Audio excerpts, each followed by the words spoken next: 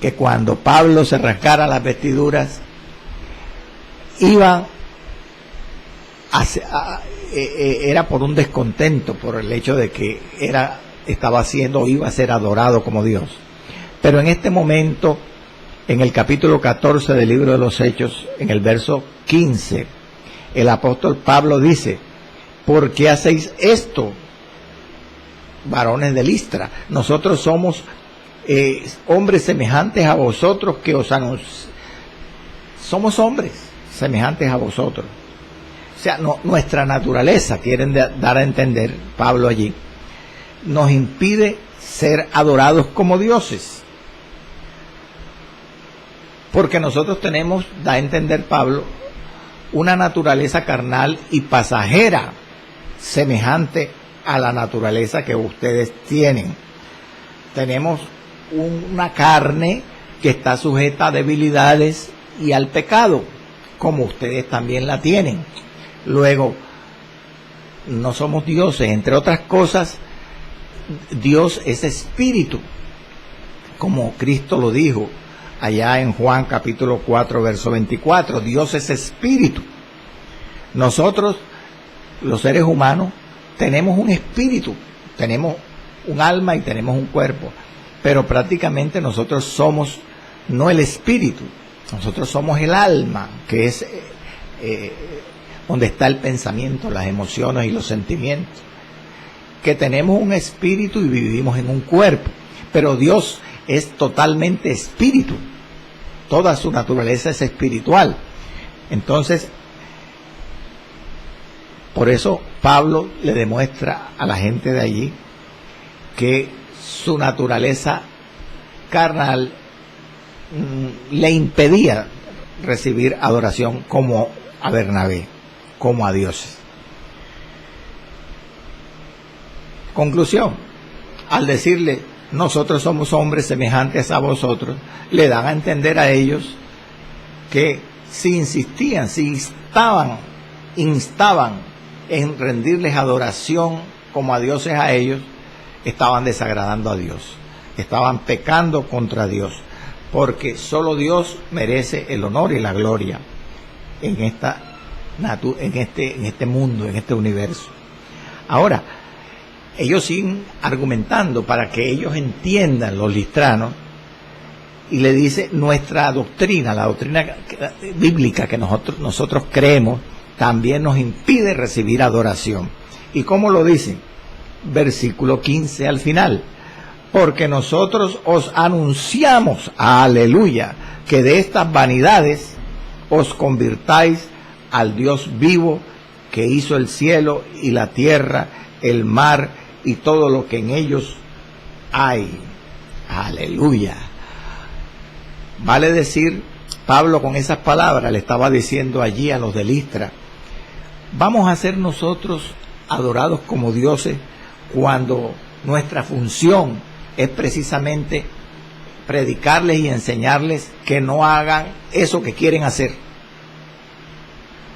Vamos a ser adorados nosotros como dioses cuando nuestra función es hacer precisamente que ustedes renuncien a la adoración a los dioses falsos.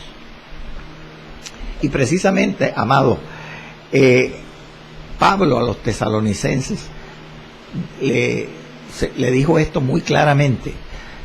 O sea, la función del evangelio en concreto que menciona aquí Pablo a los de Listra. Mire que Pablo se lo dijo a los tesalonicenses.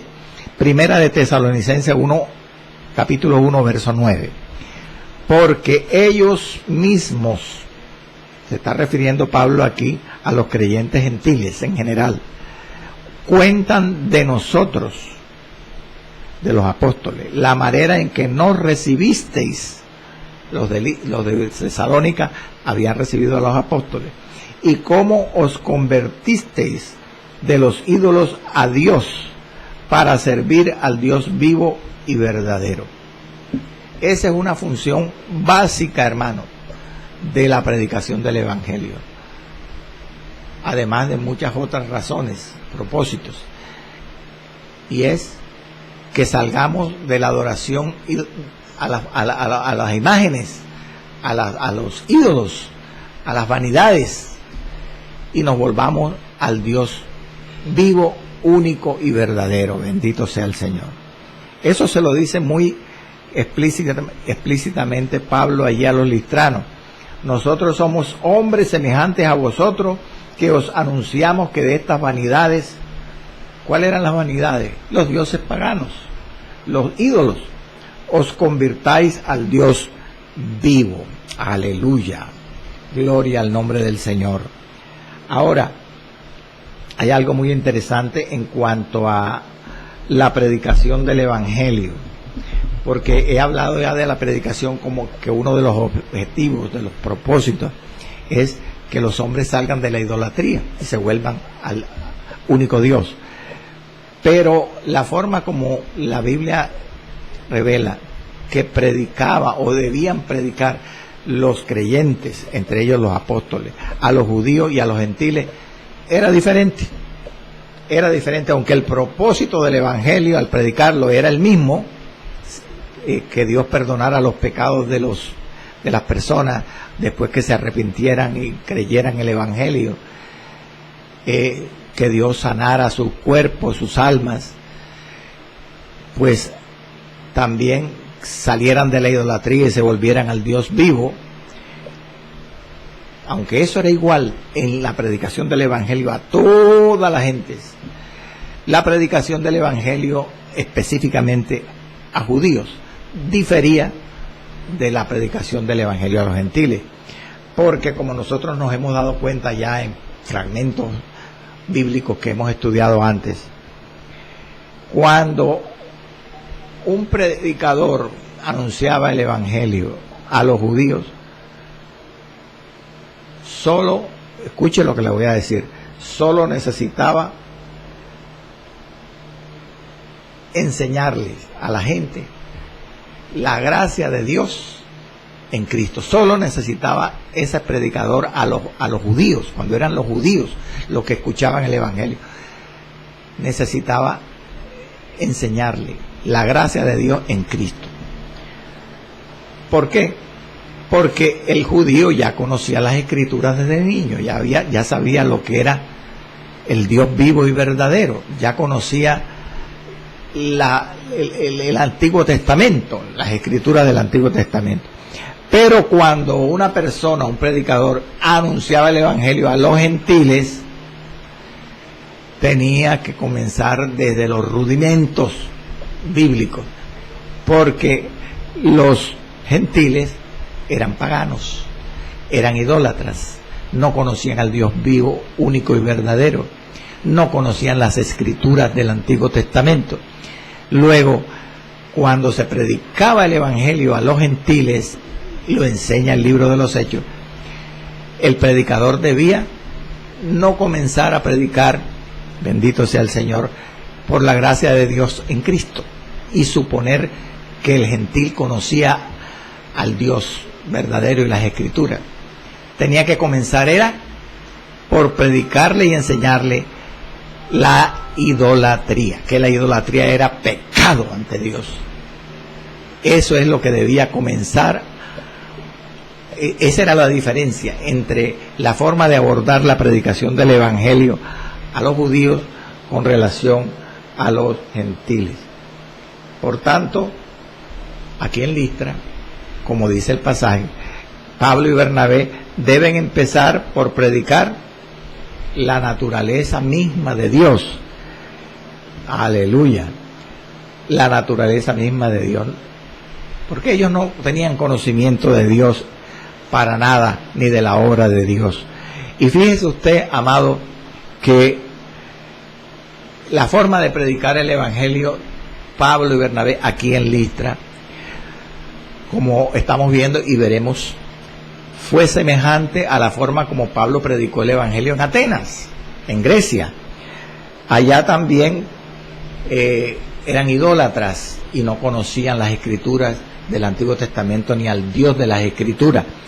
Por tanto, debía Pablo haber predicado como predicó en el Areópago de Atenas, comenzando por enseñar la naturaleza misma de Dios y su creación.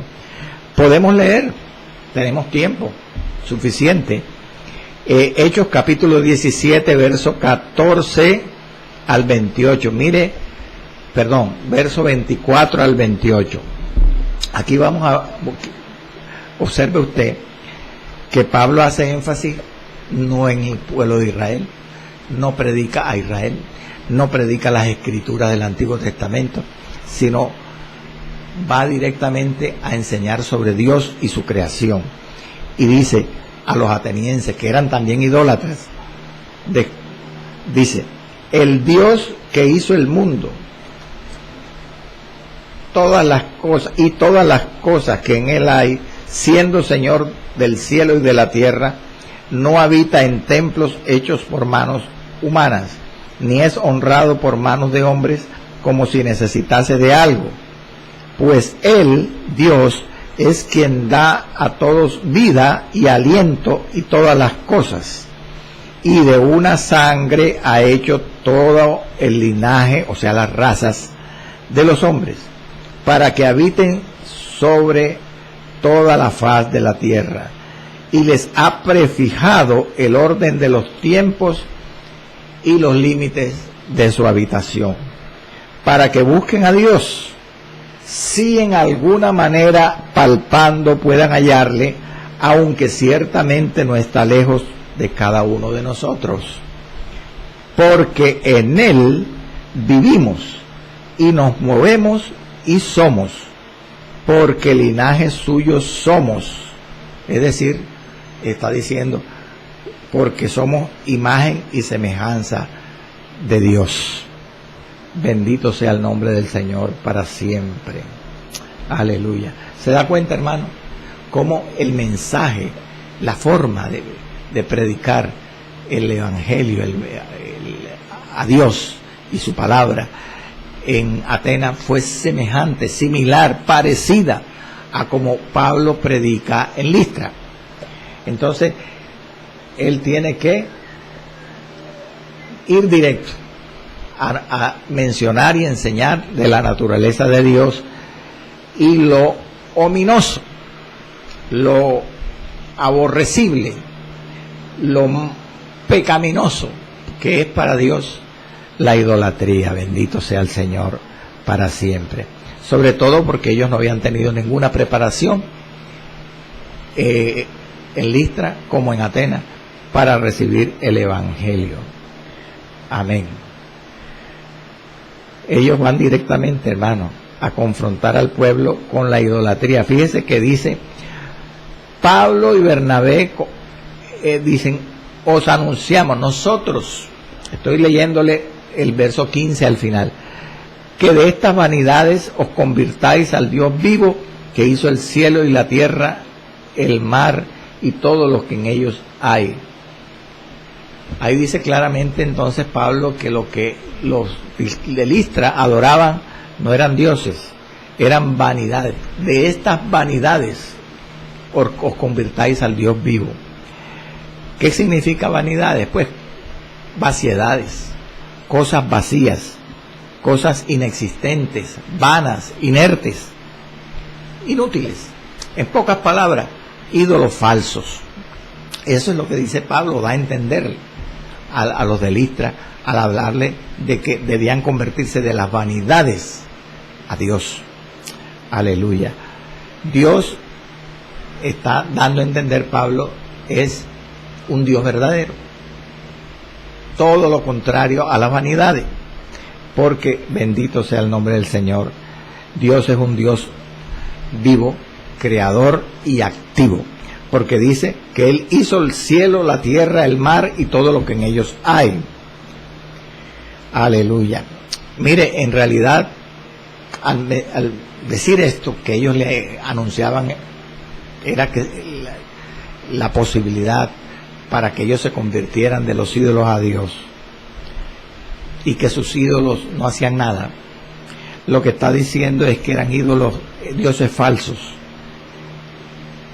Y eso lo demuestra claramente el salmista. Mire, el salmista demuestra con detalles, puntos y comas, porque los ídolos son dioses falsos. Salmo 115, verso 4 al 8.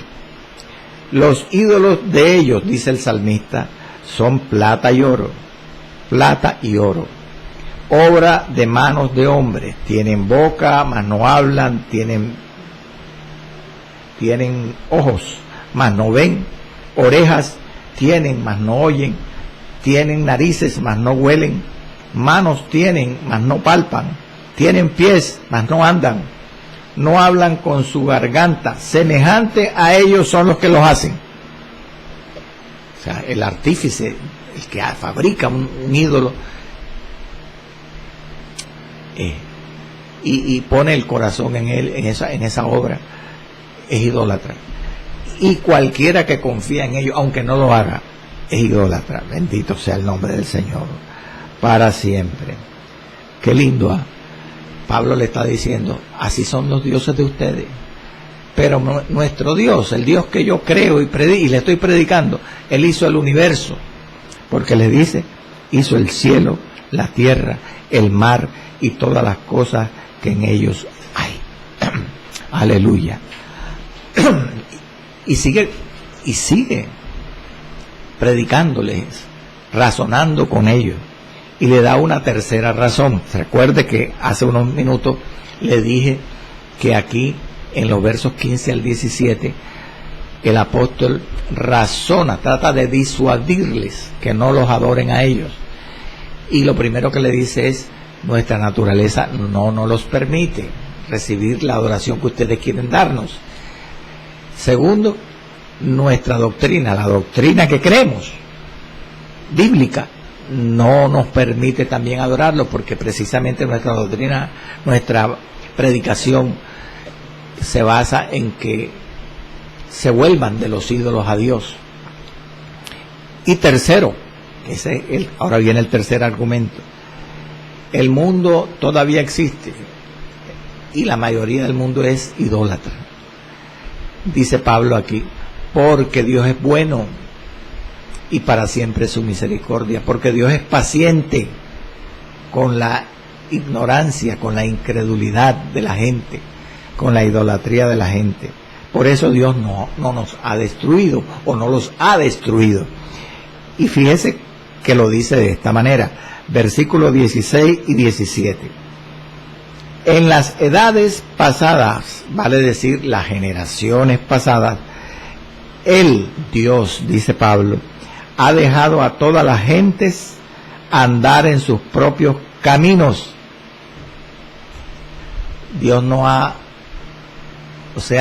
permitido que los hombres sigan idolatrando a los dioses falsos.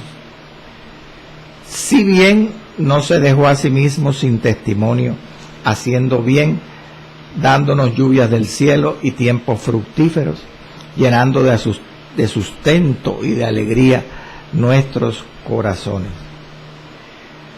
Observe, amado, escucha, amado hermano, que como Pablo ha comenzado en este pasaje a enseñarles y predicarle allá a los de Listra a Dios como creador, desde el verso 15. Por eso en este momento, ahora que él dice lo que acabo de leerle, el verso 16 y 17, el apóstol supone que la gente se hace una pregunta. Pablo, ¿por qué Dios entonces no se nos ha revelado a nosotros? Si Dios hizo el cielo, la tierra, el mar y todo lo que en ellos hay. Y como usted dice, Él nos insta a convertirnos de los ídolos a Dios, porque Dios a nosotros no se nos ha revelado. Pablo les contesta, se adelanta a esta supuesta pregunta que él cree que sus oyentes se están haciendo, y les dice, en las edades pasadas Él ha dejado a toda la gente andar en sus propios caminos. O sea, en las edades pasadas Dios no se esforzó por revelarse. Le está diciendo a los de Listra, ante esta supuesta pregunta,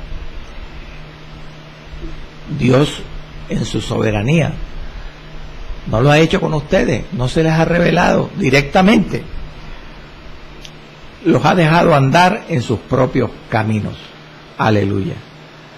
Ahora, hay que aclarar que en realidad Dios, óigame bien, por favor, Dios en las edades pasadas, en las generaciones pasadas de que habla Pablo,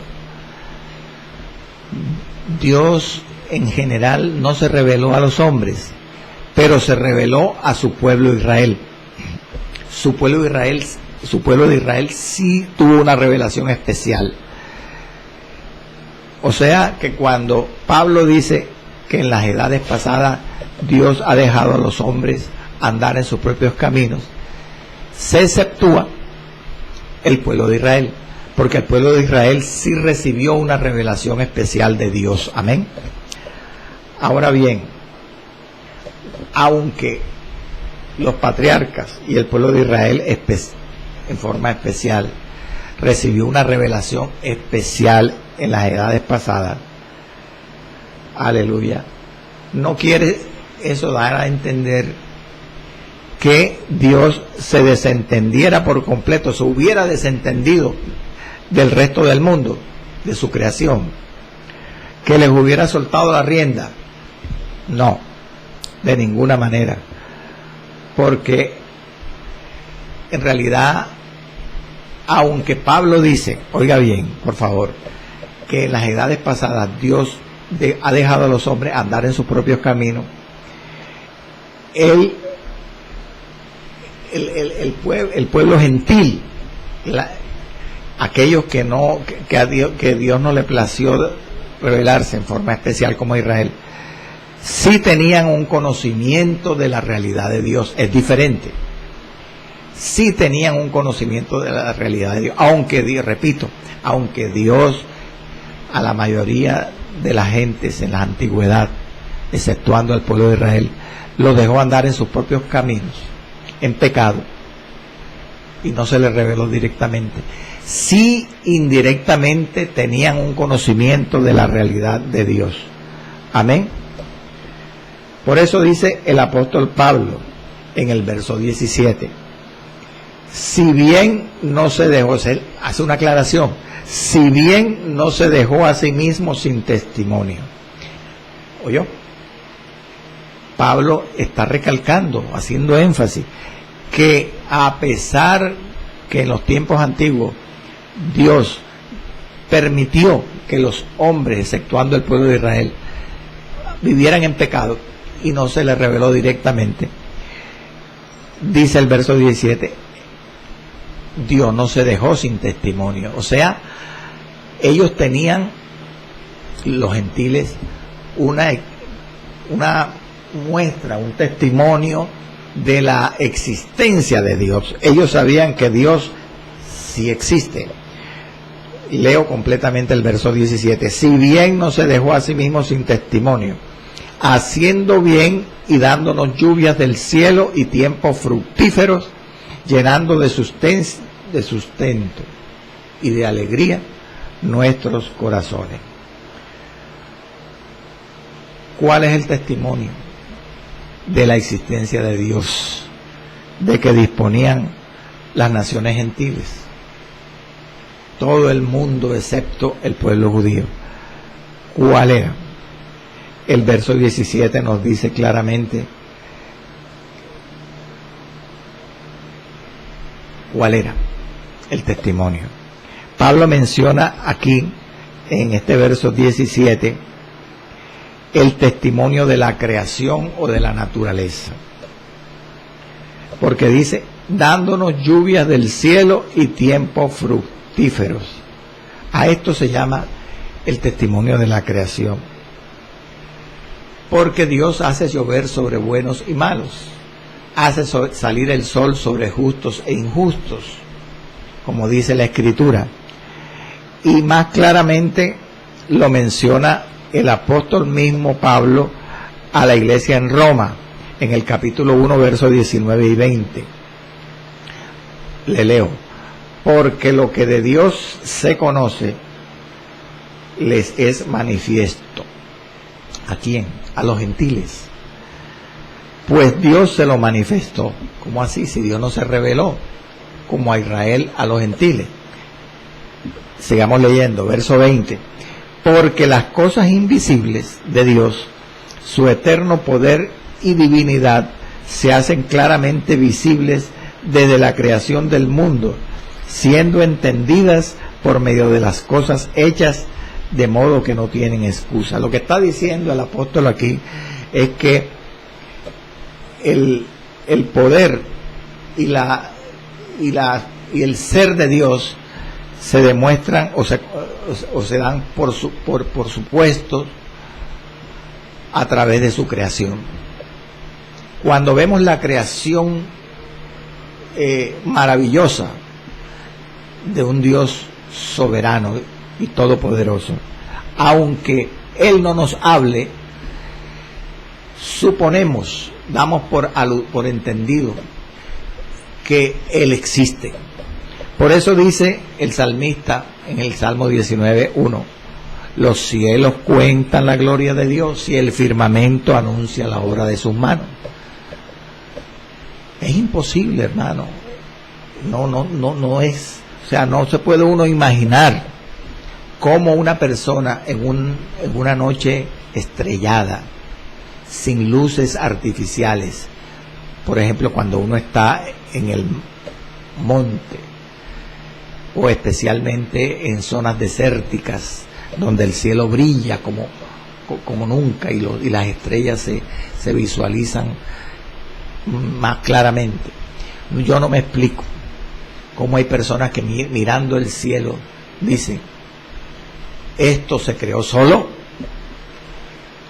esto fue una peregrina bacteria que migró y fue creciendo y multiplicándose hasta que se generó la vida.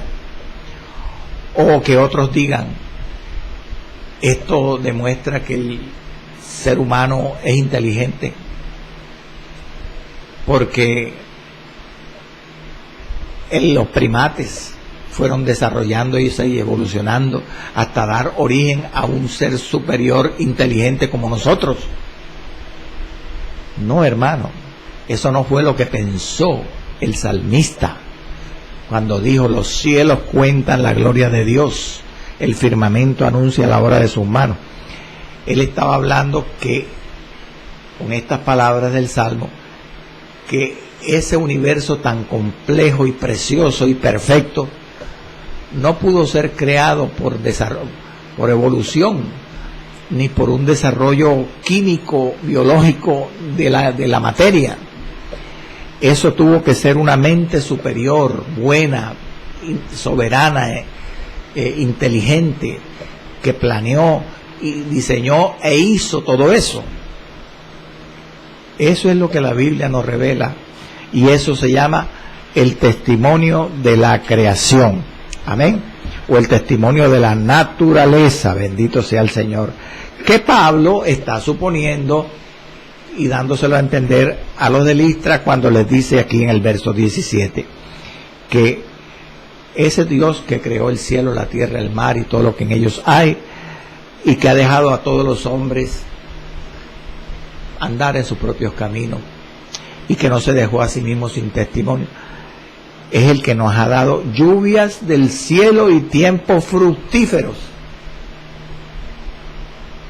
O sea que Pablo está diciendo, así como el salmista supone que los cielos y el firmamento hablan de la obra de Dios y de la existencia de Dios, Pablo está diciendo que las lluvias del cielo y los tiempos buenos, inmerecidos, que muchos hombres perversos tienen o gozan de ellos, son demostración de que hay un Dios omnipotente y bueno que tiene control sobre la naturaleza y hace eso, derrama lluvias del cielo y tiempos fructíferos. Aleluya. Eso se llama el testimonio de la creación. Pablo dice aquí que eso es suficiente revelación de Dios, testimonio de Dios, para que los seres humanos y los gentiles y los de Listra creyeran que existe un Dios todopoderoso, aunque no hubieran tenido ellos una revelación directa como la que Dios, llamada revelación especial, le dio al pueblo de Israel, cuando directamente Él se le manifestaba en columna de nube, columna de fuego, con voz tronante. No, a los gentiles Dios no le plugo hacer eso, pero sí les dejó un testimonio en el cielo, en los tiempos, en las estaciones, en el invierno, en las lluvias. Bendito sea el Señor. Y hay otro testimonio más que debían conocer los de Listra, además del testimonio de la creación, que está insinuado en este pasaje y está incluido, amén, en el testimonio de la creación o de la naturaleza, y es el testimonio de la providencia, el cuidado, la provisión de Dios. Cuando dice Pablo en este verso, haciéndonos bien y llenando de sustento y de alegría nuestros corazones. Eso es otra manifestación de Dios, diferente a la creación, a la naturaleza. Es el cuidado de su de su creación. Como Dios, que hizo la naturaleza, provee para el sustento de ella. Eso se llama el testimonio de la providencia. Amén. Que está incluido en su creación. Porque la creación habla de la gloria de Dios, pero al mismo tiempo trae consigo las bendiciones y provisiones de Dios. Amén. Sin embargo, oiga bien, a pesar de que aquí en este versículo, como estamos estudiando, se insinúa, se sugiere un doble testimonio de Dios, que he llamado, o que se llama el testimonio de la creación o naturaleza, y el testimonio de la providencia. Existe un tercer testimonio que no está en este pasaje insinuado, pero que sí está insinuado en la Biblia, en el mismo libro de Romanos, que debían conocer los gentiles y los de Listra, los de esa ciudad, que se llama el testimonio de la conciencia. ¿Cuál es ese testimonio? Bueno, está sugerido en Romanos 2, 14 y 15. Vamos a leerlo. Romanos 2, 14 y 15 dice así: Pablo a la iglesia en Roma, porque cuando los gentiles, los de Listra, que no tienen ley divina, hacen por naturaleza lo que es de la ley, lo que es de la ley divina, estos, los gentiles, los de Listra, aunque no tengan ley divina, son ley para sí mismos. Es como si tuvieran una ley divina, si hacen lo que es bueno y justo, mostrando, dice Pablo, la obra de la ley escrita en sus corazones. Esa es la ley de la conciencia, la ley escrita en sus corazones, dando testimonio su conciencia, porque la conciencia está en el corazón, y acusándolos o defendiéndolos sus razonamientos. Amén. Allí también en el libro de Romanos, Pablo insinúa que no solamente Dios dio testimonio de su existencia a los de Listra y a todos los gentiles en general a través de la creación, de la naturaleza. 1. 2. A través de la provisión, del cuidado que Dios tiene de su creación. Y 3. Sino que además, tercero, Dios ha dado testimonio de su existencia a través de la conciencia. Esa parte que nos dice en nuestro corazón qué es bueno y qué es malo. Aunque nosotros no creamos en Dios, aunque un ser humano no conozca el Evangelio de Cristo, la palabra de Dios, aunque un ser humano, bendito sea el Señor, haya sido creado quizás como un animal, sin padre, sin madre, en la calle, ese ser humano, en el fondo de su corazón, amado, sabe qué cosa es mala y qué cosa es buena. Eso se llama la conciencia. Lo que pasa es que hay algunos que tienen la conciencia endurecida. Esa es otra cosa diferente. A veces por los mismos demonios que poseen a las personas, endurecen la conciencia y no les resplandece la verdad. Pero en realidad la naturaleza humana en el fondo conoce que es bueno y que es malo. Aunque el corazón del hombre en el fondo es malo y engañoso, sabe lo que es bueno, bendito sea el Señor. Así que, por eso dice Pablo aquí, si bien no se dejó a sí mismo sin testimonio, Dios le ha dado a los gentiles y a todo el pueblo de Listra, les dio esos 3 testimonios que hablaban de que Dios es real. Ahora llega Pablo con Bernabé y les van a explicar más claramente el Evangelio, pero primero tienen que hacerles ver a ellos que hay un Dios vivo y verdadero, que ellos tienen que salir de los ídolos, de la idolatría, y creer en ese Dios y arrepentirse. Entonces, cuando ellos crean la existencia de Dios, del Dios único y verdadero y bueno y vivo y santo, ellos estarán en condiciones de recibir el Evangelio de Cristo. Aleluya. Mire, vamos a resumir. No hemos podido terminar. Hoy hemos tenido unos cortes inesperados, pero con dificultades hemos podido hacer el programa. Yo quiero, antes, en estos minutos finales, hacer como una síntesis de lo que hasta aquí Pablo le dice a esta gente.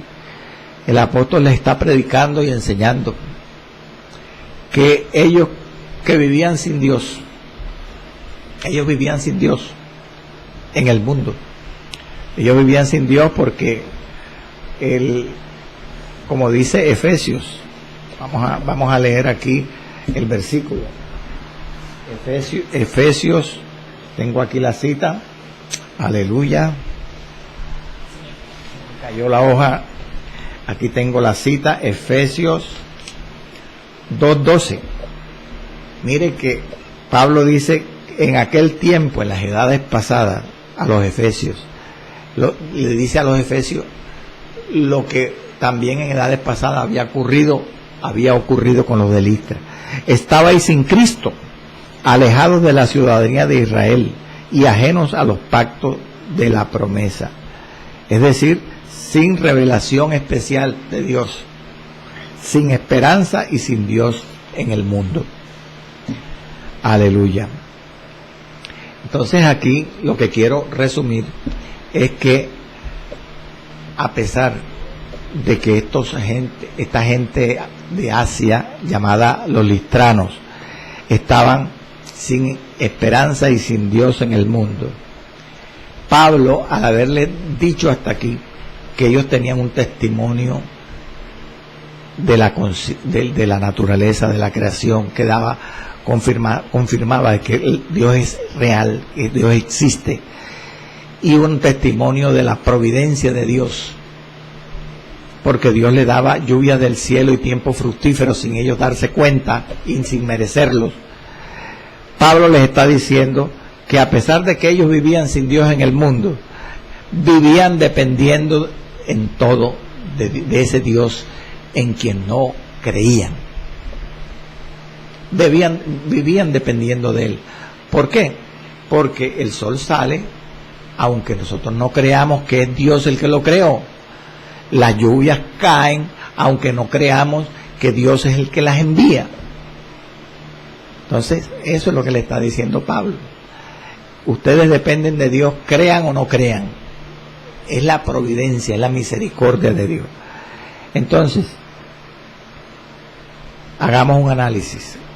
Si el Dios vivo y verdadero que creó el mundo y todos los seres vivientes se preocupaba de los de Listra, dándoles lluvias del cielo y tiempos fructíferos, llenándolos de sustento y de alegría sus corazones, como dice el pasaje, entonces era lógico que ellos vivieran llenos de gratitud hacia ese Dios bueno y proveedor.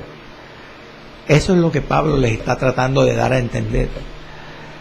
Pero aunque no dice el contexto del pasaje, se supone que al final de este mensaje, diferente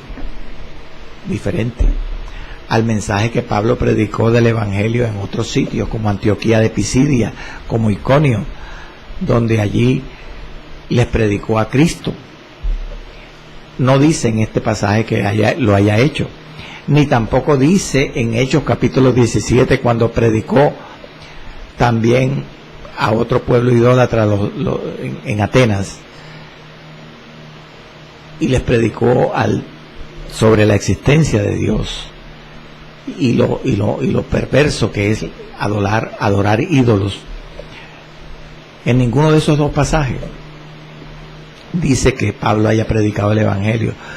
Sin embargo, es posible que después de haber predicado el Dios único, vivo y verdadero, creador, les haya predicado el Evangelio, porque precisamente para eso les estaba predicando contra la idolatría, enseñándoles sobre Dios, para que estuvieran preparados para recibir el Evangelio de Jesucristo. En estos minutos ya que quedan, es bueno que tengamos en cuenta el verso 18, que dice que diciendo estas cosas, Pablo, difícilmente lograron impedir que la multitud les ofreciese sacrificios. Aleluya. Los intérpretes afirman que la forma como habla Lucas en este versículo 18 da a entender que aunque fue difícil con todo lo que hicieron al rasgarse sus ropas los apóstoles, con todo lo que predicaron en estos argumentos que estamos estudiando hoy, fue difícil que para ellos evitar que les ofrecieran sacrificios como a dioses. Sin embargo, da a entender el pasaje, el versículo 18, que en realidad lograron impedirlo. No les ofrecieron sacrificios como ídolos. Pero sin lugar a dudas, ¿cómo decirle? Este bloqueo, esta negación de los apóstoles a recibir la adoración que ellos con buena intención de corazón le querían ofrecer, los desilusionó, dicen los comentaristas. ¿A quién? A los de Listra. Y los desilusionó no solamente, sino que los desorientó también. Y posiblemente esto fue el motivo, esta desorientación y desilusión que sufrió el pueblo de Listra al no poder adorarlos, motivó la reacción violenta que vamos posteriormente en otro programa a estudiar, que sufrieron los apóstoles, especialmente Pablo, que fue apedreado, lo cual está descrito en el verso 19 y 20. Aleluya. Padre Santo y Padre Bueno, te damos gracias, Señor, por este día, por este programa, por este mensaje de hoy, que hemos logrado llevar hasta el fin, Señor amado. Gracias por tu amor, tu fidelidad y misericordia. Gracias porque así como tú nos has enseñado hoy que un pueblo ignorante, un pueblo que no conocía de la existencia de Dios, que adoraba ídolos, que trataron de adorar a Pablo y a Bernabé como si fueran dioses. Aún a esta gente tú le llevaste unos siervos de Dios como Pablo y Bernabé para que les predicaran de tu voluntad, de tu palabra. Señor, gracias porque es tu misericordia. Hasta los cielos llega, hasta las nubes llega tu fidelidad. Señor, ayúdanos a no desestimar a nadie en esta tierra, sino a cumplir la gran comisión, a llevar el evangelio hasta los que no quieren recibirlo, hasta los que no tienen ninguna idea tuya de tu palabra, porque hay un fuego, una llama ardiente que devora las almas y que traga miles y miles cada minuto en las naciones, en el mundo entero. Sana a los enfermos, Señor, en esta mañana. Haz libre a los cautivos a través de Jesucristo, a quien enviaste y resucitaste.